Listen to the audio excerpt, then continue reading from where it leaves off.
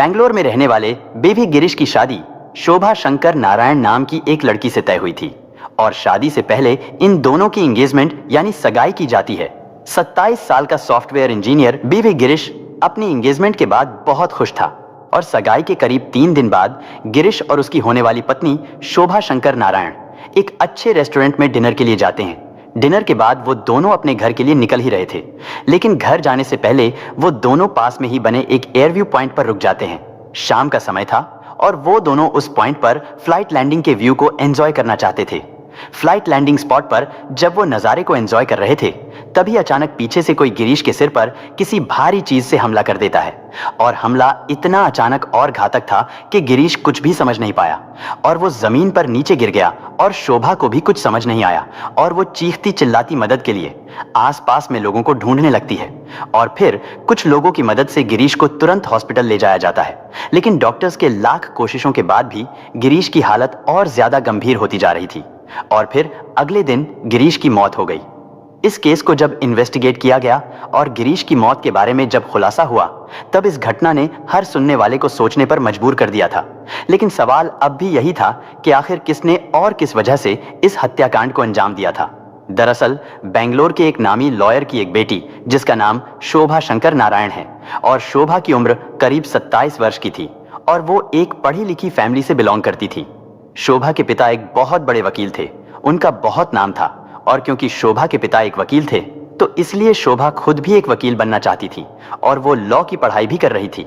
धीरे धीरे समय बीतता रहा और साल के नवंबर में शोभा के पिता शोभा का रिश्ता बीवी गिरीश नाम के एक लड़के से तय कर देते हैं। गिरीश एक सॉफ्टवेयर इंजीनियर था और वो एक बहुत अच्छी फैमिली से होने के साथ साथ एक बड़ी कंपनी में एक अच्छी जॉब कर रहा था। शोभा और गिरीश का परिवार एक दूसरे के पड़ोसी थे और बचपन से ये दोनों परिवार एक दूसरे को जानते थे और उनके एक दूसरे के साथ बहुत ही अच्छे रिलेशंस भी थे।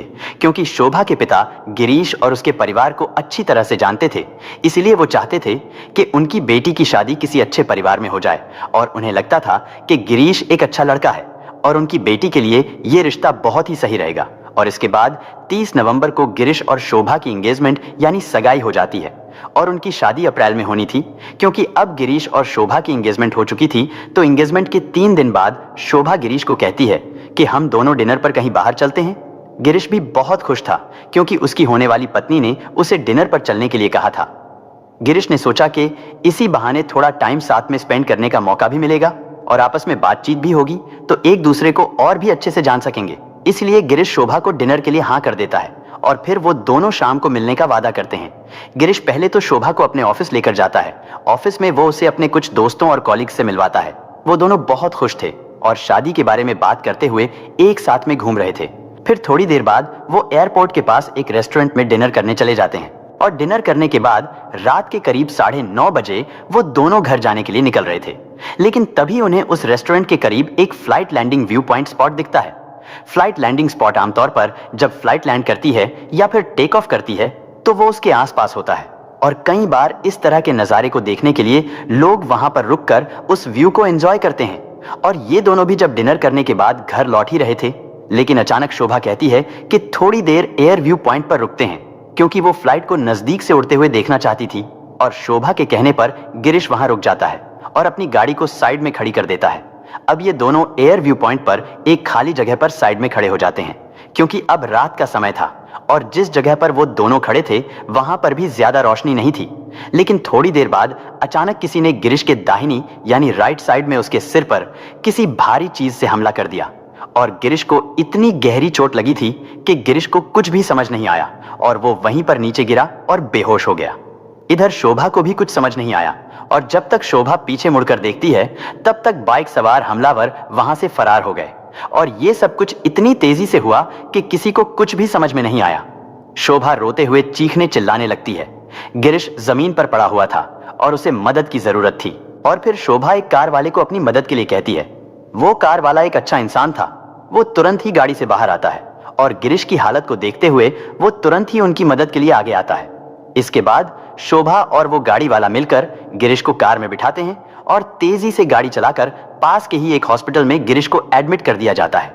शोभा अपने घर वालों को इस घटना की जानकारी देती है सूचना मिलते ही दोनों के परिवार वाले तुरंत हॉस्पिटल में पहुंचते हैं, लेकिन पूरी रात बीत जाने के बाद अगली सुबह डॉक्टर गिरीश को मृत घोषित कर देते हैं।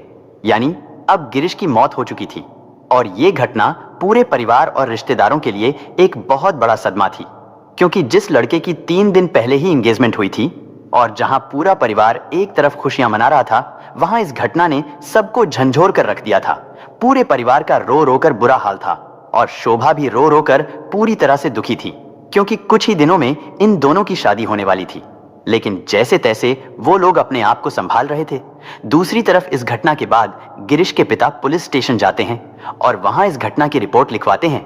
उन्होंने पुलिस को इस घटना की सारी जानकारी दी कि कैसे उनकी होने वाली बहू और उनका बेटा उस जगह पर खड़े थे और तभी किसी ने अचानक उन पर हमला कर दिया और इस हमले में गिरीश की मौत हो गई। इसके बाद पुलिस अपनी जांच शुरू कर देती है, क्योंकि इस कत्ल की एकलौती आई विटनेस शोभा ही थी, तो पुलिस सबसे पहले शोभा का बयान दर्ज करती है। शोभा ने पुलिस को बताया कि उसने ही गिरीश को डिनर के लिए कहा था और फिर कैसे वो उस दिन गिरीश के ऑफिस गए।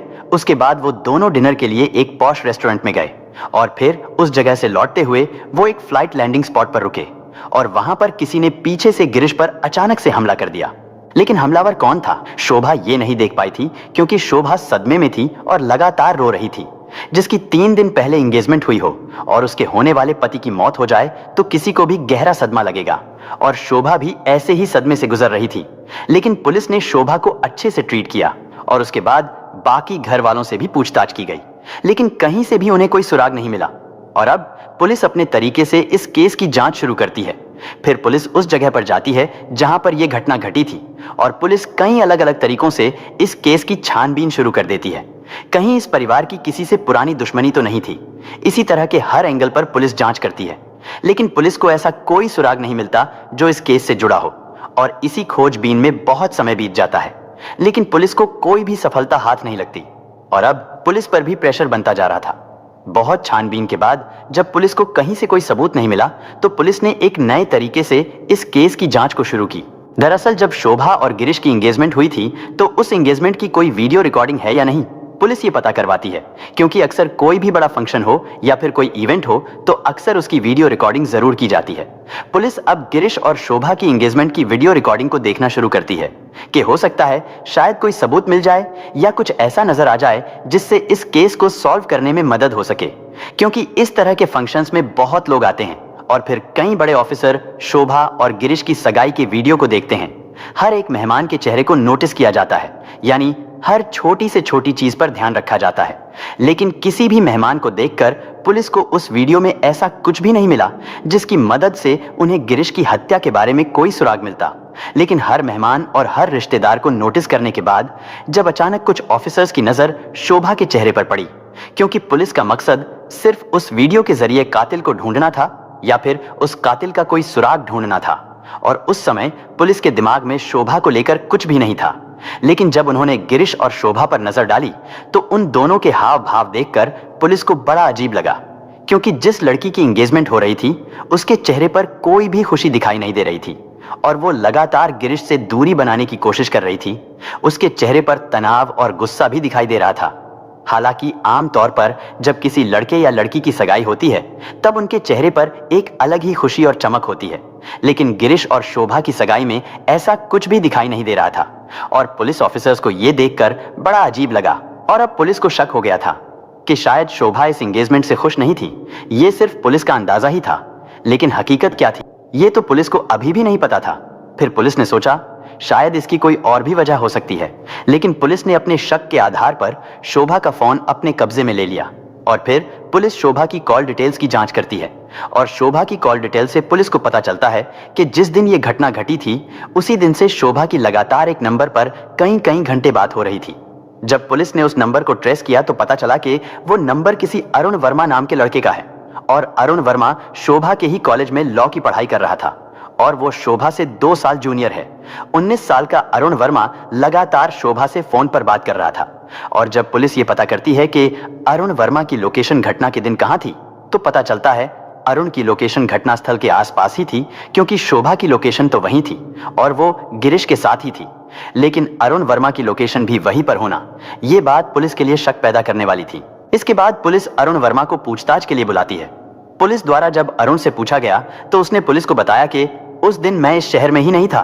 पुलिस ने उससे कई एंगल से पूछताछ की, लेकिन अरुण लगातार इनकार करता रहा, क्योंकि सिर्फ अरुण के मोबाइल की लोकेशन का वहां होना काफी नहीं था।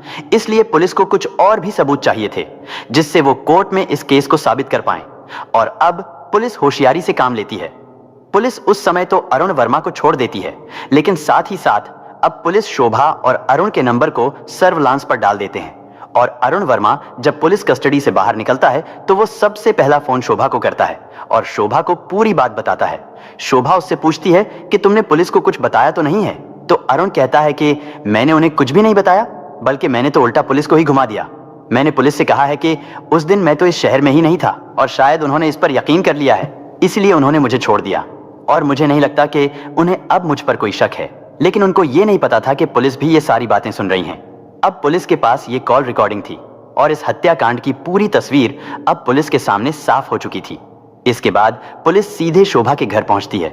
हालांकि शोभा को अरेस्ट करना बहुत ही मुश्किल था, क्योंकि शोभा के पिता एक बहुत बड़े वकील थे। लेकिन शोभा को पूछताछ के लिए बुलाया जाता है और उसके सामने सारे सबूत रखे जाते हैं। अरुण वर्मा और शोभा के बीच जो भी बात हुई थी वो कॉल रिकॉर्डिंग भी शोभा को सुनाई जाती है। उसे यह भी बताया जाता है कि अरुण वर्मा की लोकेशन उस दिन भी घटनास्थल के पास ही थी। इसके बाद अरुण वर्मा को भी अरेस्ट कर लिया जाता है। 19 साल का अरुण वर्मा सारे सबूत सामने आने के बाद आखिर टूट गया और इसके बाद अरुण ने इस घटना की जो कहानी सुनाई उसे सुनकर हर कोई दंग रह गया। अरुण ने बताया कि शोभा और अरुण एक दूसरे से प्यार करते थे और इन दोनों का रिश्ता करीब 2-3 सालों से था। ये दोनों एक ही कॉलेज में पढ़ते थे और अरुण वर्मा शोभा का जूनियर था।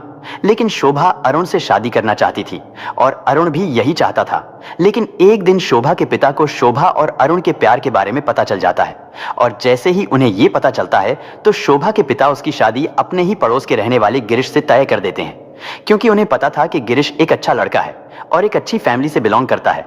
तो उन्हें लगा कि शोभा के लिए यह रिश्ता बहुत अच्छा रहेगा और थोड़े दिनों के बाद वो शोभा की सगाई गिरीश के साथ कर देते हैं। लेकिन शोभा को गिरीश बिल्कुल भी पसंद नहीं था, क्योंकि गिरीश साधारण स्वभाव का लड़का था। वो एक सिंपल लाइफस्टाइल जीने में यकीन रखता था, लेकिन शोभा को थोड़ा हाई लाइफस्टाइल पसंद था। और सबसे बड़ी बात यह कि गिरीश उसकी पसंद का भी नहीं था, क्योंकि उसने अपने लिए अरुण वर्मा को पसंद किया था। लेकिन अपने पिता के दबाव में आकर उसने गिरीश से सगाई कर ली थी। लेकिन वो इस एंगेजमेंट से बिल्कुल भी खुश नहीं थी और यह भी पता चला था एंगेजमेंट के दिन उसकी ब्यूटिशियन यानी जो शोभा का मेकअप करने वाली थी, शोभा ने उससे कहा था कि मैं इस लड़के के साथ एंगेजमेंट तो करूंगी लेकिन शादी कभी नहीं करूंगी। शोभा ने कहा था या तो मैं शादी के दिन ही भाग जाऊंगी या फिर मैं गिरीश को जान से मार दूंगी। अपनी एंगेजमेंट के बाद शोभा बहुत परेशान थी और उधर अरुण वर्मा से भी वो इस बारे में फोन पर लगातार बात कर रही थी। और फिर 3 दिसंबर को अरुण वर्मा, शोभा और अरुण का एक कजन और उसका एक दोस्त, यानी इन चारों के बीच 3 दिसंबर को करीब 76 बार फोन पर बात हुई थी। और शोभा ने कुछ इस तरह से गिरीश को अपने रास्ते से हटाने का प्लान बनाया था और अपने इस प्लान में शोभा ने अरुण और उसके दोस्तों को भी शामिल कर लिया। और यह तय हुआ था कि उस दिन रात को शोभा गिरीश को लेकर डिनर पर जाएगी और उसके बाद वो उसी एयर व्यू पॉइंट पर गिरीश को लेकर आएगी और रात का समय होने की वजह से इस हत्याकांड को आसानी से अंजाम दिया जाएगा, क्योंकि वो जगह भी सुनसान होगी। और ठीक उसी प्लानिंग के तहत शोभा गिरीश को डिनर के लिए कहती है और प्लान के अनुसार ही गिरीश को उस फ्लाइट लैंडिंग स्पॉट पर लेकर आती है। इसके बाद उसे जानबूझकर एक कोने में खड़ा करती है और फिर थोड़ी ही देर बाद अरुण वर्मा और उसके दोस्त वहां पर पहुंचते हैं और वो लोग तुरंत ही पीछे से गिरीश पर हमला कर देते हैं और इसके बाद वहां से फरार हो जाते हैं। लेकिन इस हत्या के 50 दिन बाद इन चारों को गिरफ्तार कर लिया गया। इस केस का ट्रायल फास्ट ट्रैक कोर्ट में हुआ और कोर्ट ने करीब 6 साल बाद शोभा और इस हत्या में शामिल रहे सभी दोषियों को उम्र कैद की सजा सुनाई। इसके बाद यह केस हाई कोर्ट में पहुंचा, लेकिन हाई कोर्ट ने उनकी सजा को बरकरार रखा और फिर यह मामला सुप्रीम कोर्ट में चलता रहा। और जब तक उन्हें जेल में करीब 10 साल हो चुके थे और 10 साल बाद सुप्रीम कोर्ट से उन्हें बेल मिल गई। और इस तरह से ये लड़की, अगर उसे अपना होने वाला पति पसंद नहीं था तो वो इस शादी से इनकार कर सकती थी, या फिर वो गिरीश से कह सकती थी कि वो किसी और से शादी करना चाहती है। लेकिन अपनी खुशी को पाने के लिए उसने जो रास्ता चुना वो बहुत गलत था और इस तरह उसने गिरीश के बूढ़े माता पिता से उनका जवान बेटा हमेशा हमेशा के लिए दूर कर दिया। दोस्तों, इस घटना को सुनाने का उद्देश्य किसी का दिल दुखाना नहीं है, किसी को परेशान करना नहीं, बल्कि आपको जागरूक करना है, आपको सचेत करना है।